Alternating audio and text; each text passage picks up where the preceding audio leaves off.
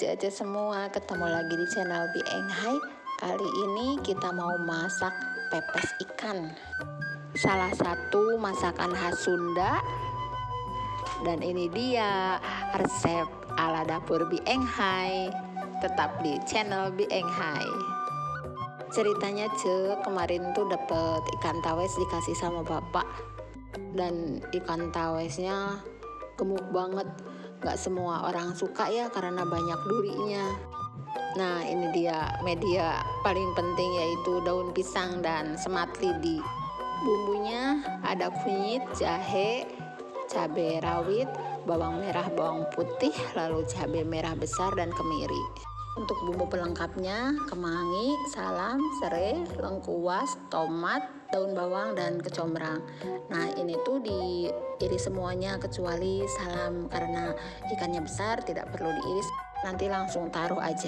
Kemanginya kita siangi, dipetik-petik, lalu dicuci sampai bersih. Ini setelah halus bumbunya, kita kasih garam dan gula. Oh ya, tadi itu saya marinasi ikannya pakai garam dan air jeruk selama 4 jam.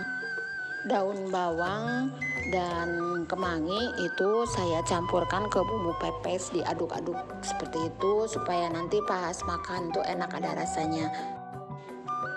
Nah, kita mulai lumuri ikannya itu pakai bumbu. Jangan lupa di dalam perut kalau ikannya gede itu juga diisi bumbu biar nanti tuh meresap, jadi bumbunya dari dalam dan dari luar begitu. Ikan tawes itu durinya kan banyak tuh, bercabang-cabang. Banyak orang yang males makan ikan tawes.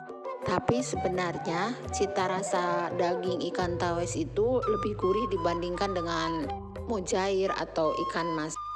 Nah, ini kita sisihkan dulu, yang dibumbuin hanya satu sisi saja. Kita siapkan daunnya.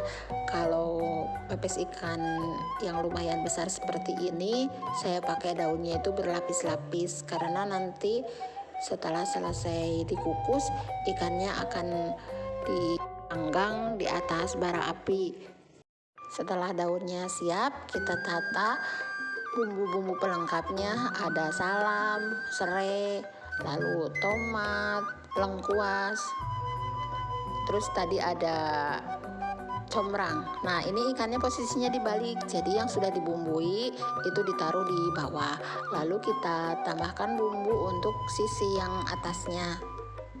Ini diratakan dari ujung kepala sampai ke buntutnya, barangkali nanti ada yang mau makan bongkar kepala gitu ya. Bumbu ini mentah tanpa ditumis terlebih dahulu, nanti juga tidak akan bau langu, tidak akan bau bawang kalau sudah matang dikukus ya.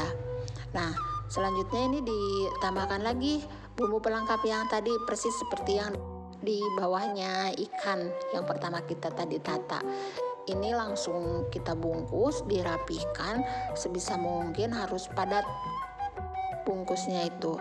Kalau longgar nanti pas kita mobilisasi itu takutnya lepas-lepas gitu.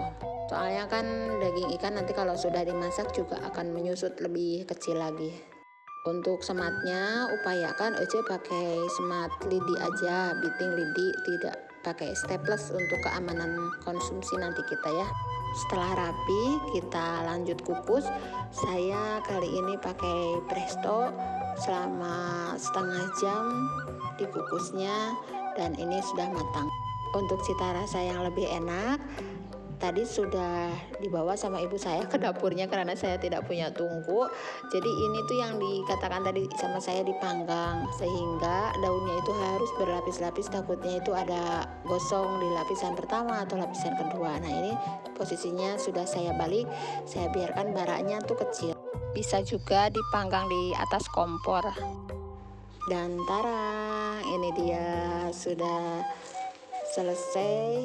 Kita mau unboxing. Setelah tadi saya balik, ternyata baranya kan nggak hidup lagi ya di tungkunya.